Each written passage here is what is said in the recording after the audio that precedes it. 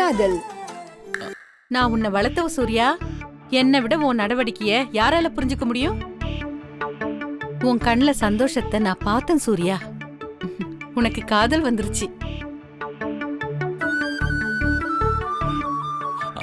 ஆமா, இது என்னமோ பெரிய அனுபவசாலி மாதிரி சொல்றீங்க. அப்படிலாம் ஒண்ணும் இல்ல. இத தெரிஞ்சிக்க அனுபவம் தேவையில்லை சூர்யா. உனக்குள்ள புதுசா காதல் வந்துருச்சு, அது மட்டும் உறுதி. சும்மா கிண்டல் பண்ணாதீங்க தானம்மா. எதை வச்சு அப்படி சொல்றீங்க? காலேஜ்ல படிக்கும் போதும் அப்படி ஒரு வாய்ப்பு உனக்கு அமையல. நீ படிச்சதும் பாய்ஸ் ஸ்கூல். உன்னோட ஐபிஎஸ் ட்ரைனிங்ல சொல்லவே வேணாம், சான்ஸே இல்ல. அப்படி இருக்கும்போது இப்ப புதுசா உன் முகமாற்றத்தை பார்க்கும்போது புரிஞ்சிக்க முடியலன்னா நான் என்ன பொம்பளை? கல்யாணமே பண்ணிக்கல, ஆனா காதல்ல பயங்கர எக்ஸ்பீரியன்ஸ் ஆனவங்க மாதிரி பேசுறீங்க. கல்யாணத்துக்கும் இதுக்கும் எந்த சம்பந்தமும் இல்ல சூர்யா. அதுவும் இல்லாம எனக்கு லவ் எக்ஸ்பீரியன்ஸ் இல்லைன்னு யார் சொன்னது? நான் எல்லாம் 5ஆம் கிளாஸ் படிக்கும் போதே கணக்கு வாத்தியார கரெக்ட் பண்ண பார்த்தவ. யாரு நீங்க? நம்பிட்டேன். இத பாரு, நீ பேச்ச மாத்தாத. இப்ப என் லவ் உண்மையாங்கிறது பேச்சு இல்ல, உனக்குள்ள வந்திருக்கிற லவ்வ பத்தி தான் இப்ப பேச்சு. இப்ப நான் சொல்றத கவனமா கேளு. நீ எப்பெல்லாம் தனியா இருக்கிறியோ, நமக்கு யாரும் இல்லைன்னு தோணுதோ, அப்போ உன் மனசை ஒருநிலைப்படுத்தி கண்ணை மூடி யோசி. அப்போ உனக்கு உன் மனசுக்குள்ள ஒரு பிம்பம் தெரியும். அவங்க தான் உன் கூட லைஃப் முழுக்க வருவாங்க. அப்படி யார் தெரியறாங்களோ அவங்களுக்காக என்ன வேணாலும் பண்ணலான்னு தோணும். நான் நிஜமா தான் சொல்றேன் சூர்யா. இப்ப நான் உன்னை டிஸ்டர்ப் பண்ண விரும்பல, நான் போறேன். ஆனா இந்த தனம்மா சொன்னத நீ பண்ணி பாரு. அப்ப உனக்கே தெரியாம உனக்குள்ள காதல் வந்திருக்கிறது உனக்கே புரிய வரும். அப்படி வந்திருக்கிறது உண்மைன்னா உடனே நீ முடிவெடு. அதுதான் உனக்கு இப்போதைக்கு நல்லது. அது மட்டும்தான் இப்போதைக்கு என்னால சொல்ல முடியும். அப்படி ஒரு பொண்ணு இருந்தா அத பார்த்து சந்தோஷப்படுற ஆளு நானா தான் இருப்பேன். ஏன்னா காதலை பத்தியே நினைக்காத ஒருத்தனோட மனச ஒருத்தி காதல் மூலமா ஆக்கிரமிச்சிருக்கான்னா நிச்சயம் அவ என் செல்லத்துக்கு ஏத்தவளதான் இருப்பா.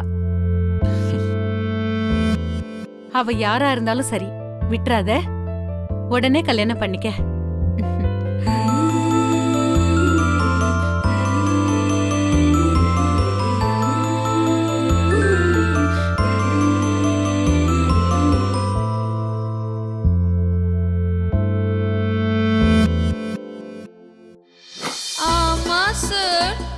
எங்க அண்ணனுக்கு ஆக்சிடென்ட் ஆயிடுச்சு.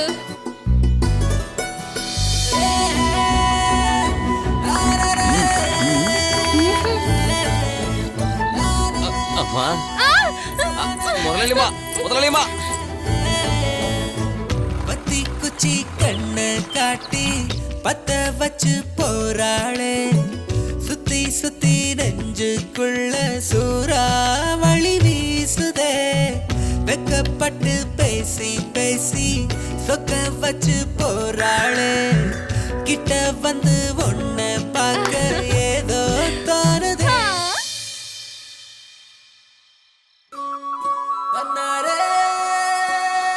தனமா சொன்னது சரிதான் போல இருக்கே. கண்ணை மூடி நினைச்சு பார்த்தா என் வாழ்க்கையில சந்தோஷமான நினைவுகள் எல்லாத்துலயும் கயல் மட்டும்தான் வரா.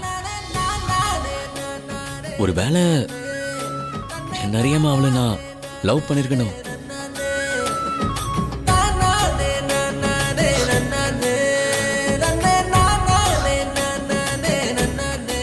அவளை கட்டிக்கிறதுல எனக்கு எந்த விதமான சங்கடமும் இல்லை. ஆனா அவ மனசுல என்ன இருக்குன்னு தெரியாம நாமளா ஒரு முடிவுக்கு வரக்கூடாது. காக்கி சட்டைய விளங்கடிச்சாளு நீ, காவல் எனக்கு ஓ நினப்பு தானடி. நீ தொட்டு போக நூலந்து போன காத்தாடியான நீ, வத்தி குச்சி கண்ணை காட்டி பத்த வச்சு போறாளே. என் புள்ள இப்படி சந்தோஷமா இருக்கிறத பாக்குறதுக்கு எனக்கு எவ்வளவு சந்தோஷமா இருக்கு.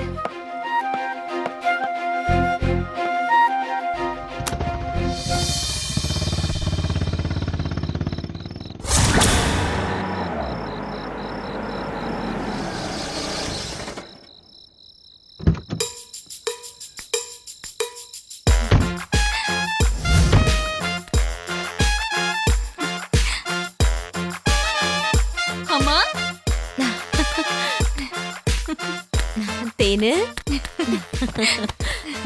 ஆளே மாறி போயிட்ட. அப்படியா? போன் பண்ணதும் கிளம்பிட்ட. மாமா மேல அவ்வளவு பாசம். என்னடி நீ இவ்ளோ மெலிஞ்சு போயிட்ட? தேனே தேனே தேனே எப்பமா வந்த? இப்பதான் அப்புறம் முனுசாமி, சார். பாப்பாவோட திங்ஸ் எல்லாம் எடுத்துட்டு போய் எங்க ரூம்ல கொண்டு வச்சிரு. சரிங்க சார். அம்மாடி, உன் டிராவல்லாம் எப்படிமா இருந்துச்சு? இப்ப அதுவா முக்கியம்? மாட்டினேன். நான் எவ்வளவு பெரிய விஷயத்தை என் பொண்ணு கிட்ட சொல்லிட்டு இருக்கேன். கொஞ்ச நேரம் வாய் மூடிட்டு இரு. கொஞ்சம் என் பொண்ணுகிட்டயாவது பேசலாம்னு பார்த்தேன். என்ன? அது ஒண்ணு இல்ல, ரூம் எல்லாம் சரியா இருக்கான்னு பார்த்து வைக்கிறேன்னு சொன்னாமா. ஓ, இந்தா இத போய் உள்ள வை. ஓகே. நான் சொன்னதெல்லாம் ஞாபகம் வச்சுக்கோ. மீதியை நான் பாத்துக்கிறேன். உள்ள போய் ஆரம்பிப்போம்.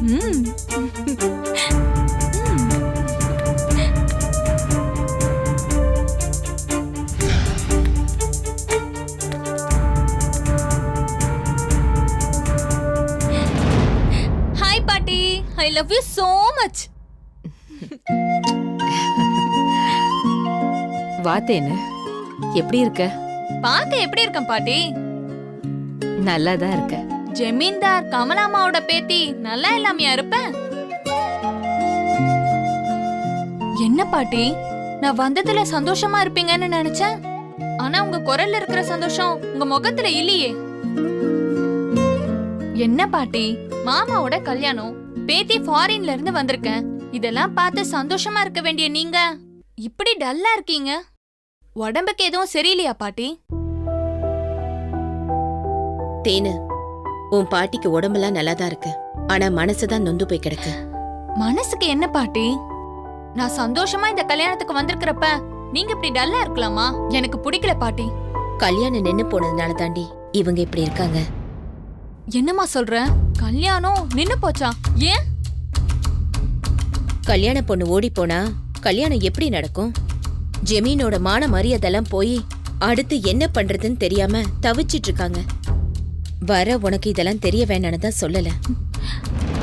ஐம் சாரி பாட்டி.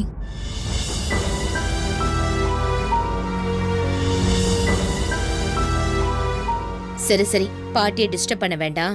வா, அவங்க ரெஸ்ட் எடுக்கட்டும்.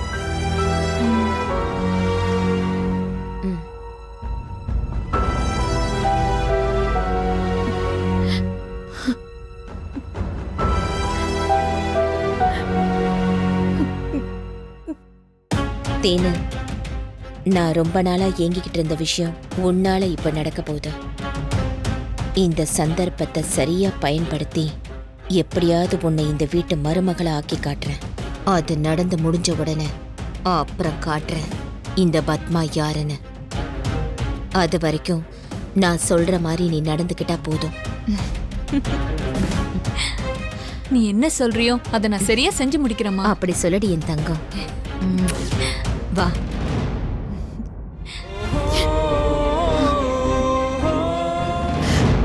மாப்ள, மாமா நம்ம பிரச்சனை என்னைக்குமே தீராது. பாத்துவா. டாக்டர் கவிதாவை செக்கப்புக்கு வர சொன்னது நீங்களும் பரண்டிட்டீங்க. போய் டாக்டரை பார்த்துட்டு செக்கப்பை முடிச்சுட்டு வாங்க. வேலை நிறைய இருக்கு, அதெல்லாம் நீங்க இருந்தானே பார்க்கணும். சரி மாமா. எல்லாம் சரியாயிடும்பா. என் புள்ள பிறக்கும்போது தாத்தாக்கு எந்த கஷ்டமும் கொடுக்காது பாருங்க. நீங்க தைரியமா இருங்க. எல்லா பெத்தவங்களும் பிள்ளை பிறக்கும் போது நினைக்கிறது சொல்றதுதாம்மா. அப்படியே நடந்துருது. ஏன் குழந்தை நடத்தி காட்டும்பா. உன் குழந்தையாவது ஜெயிச்சு காட்டுட்டும்மா. சரி, நேரமாகுது, கிளம்புங்க. பார்த்து பத்திரமா பார்த்துக்குமா. போமா. நீங்களே சரி மாமா, போங்க. பாத்துமா. தம்பி, மெதுவா. சார், பார்த்து பத்திரமா மெதுவா கூட்டிட்டு போகணும். சரியா? சரிங்க சார். போயிட்டு வரோம் மாமா. சரி மாப்பிள்ள, போலான்னு.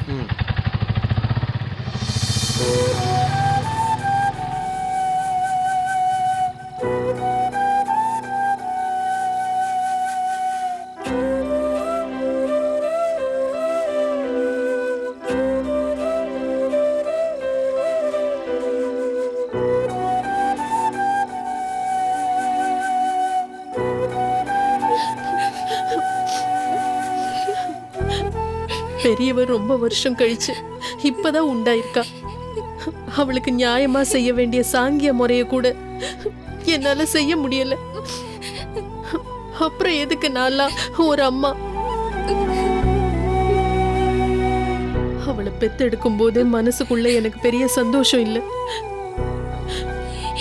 அப்பவே வீட்டுல சொத்து பிரச்சனை போயிட்டு இருந்துச்சு.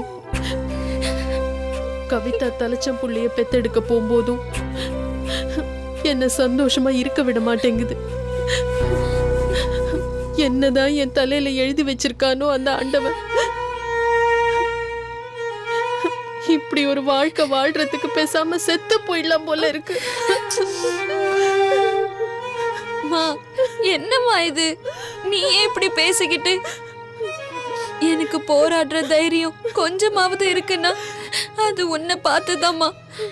நீயே இப்படி மனசு உடைஞ்சு பேசலாமா? அக்காக்கு குழந்தை பிறக்கிறதுக்குள்ள எல்லா பிரச்சனையும் சரியாயிடும்மா. நீ தைரியமா இரு. அழாத.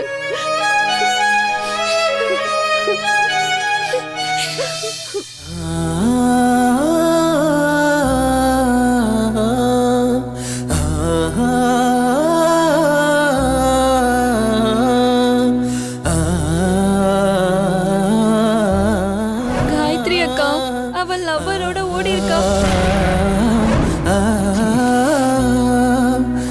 நான் சரண கல்யாணம் பண்ணிக்கிட்டேமா. நான் அப்பா கிட்ட மன்னிப்பு கேட்க போறது இல்ல. ஏன்னா அவர் எப்பவும் என்ன புரிஞ்சுக்கல. இதுல உனக்கு ஜமீன் பேரு வேற. இதுக்கெல்லாம் நீ எங்கேயாவது நாடுகிட்டு போய் சாகலாம்.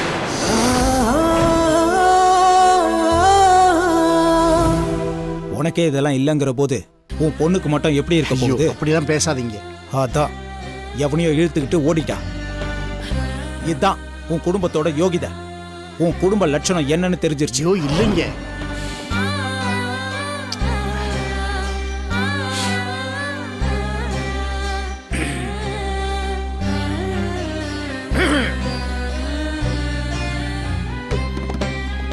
கல்யாணி, கல்யாணி. அம்மா, அப்பா கூப்பிடுறாரு. சரி வா. என்னங்க? சாப்பாடு எடுத்து வை.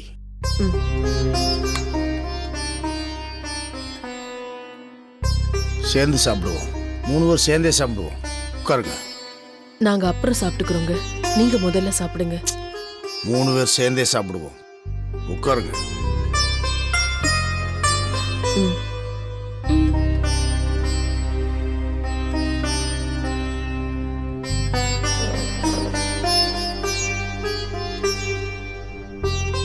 இந்த தட்டுப்புடி. கல்யாணி, ஒரே பாத்திரத்துல போட்டு நீயே பிசைஞ்சு கொடு.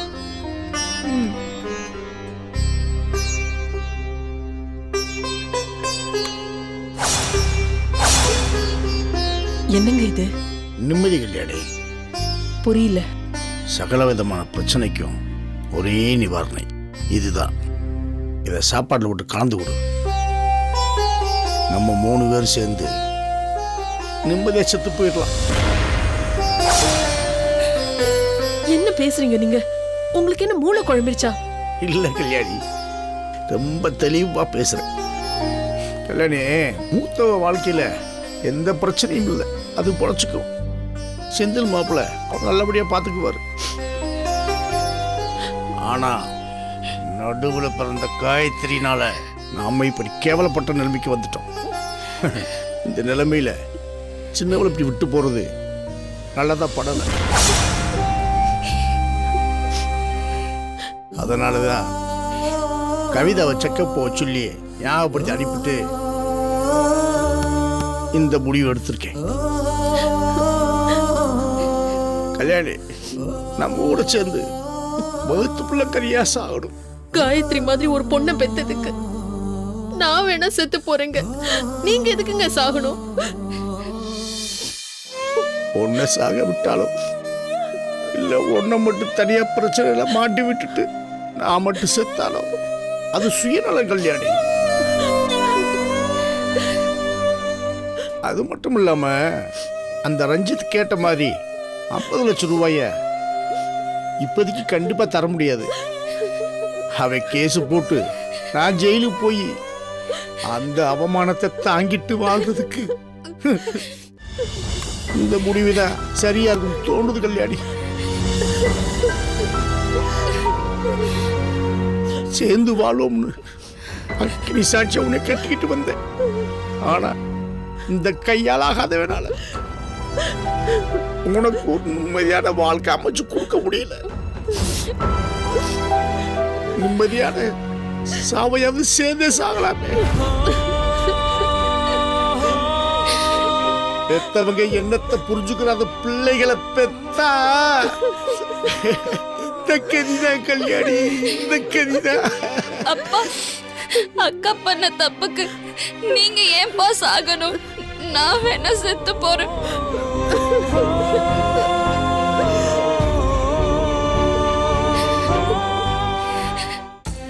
பெத்தவங்க எண்ணத்தை புரிஞ்சுக்கிற அந்த பிள்ளைகளை பெத்தா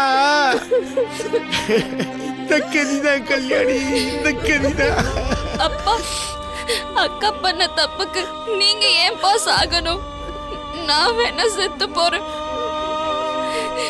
என்ன கரை சேர்க்கறது தானே உங்களுக்கு அவமானமா இருக்கும்.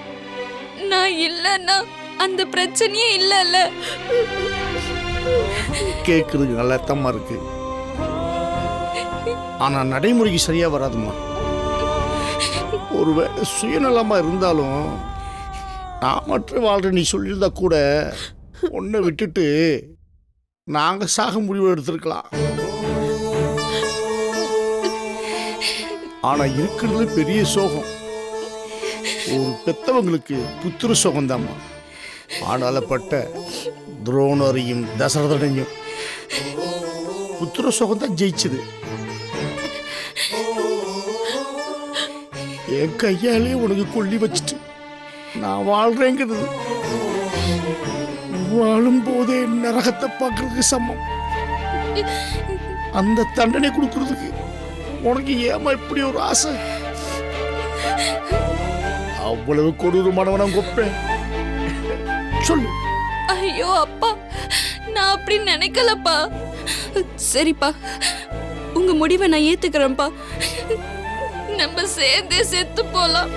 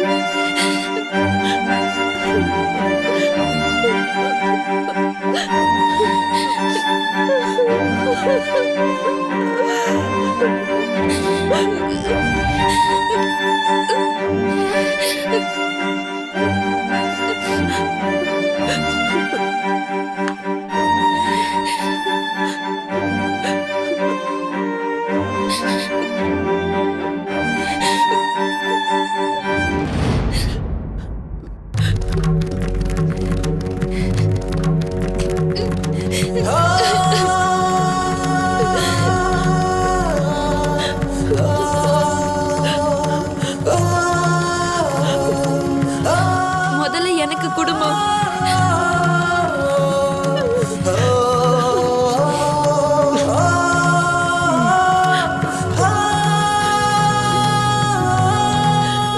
உங்க அக்கா பண்ணின காரியத்துக்கு நம்ம எல்லாரும் விசந்துதான் சாகணும்.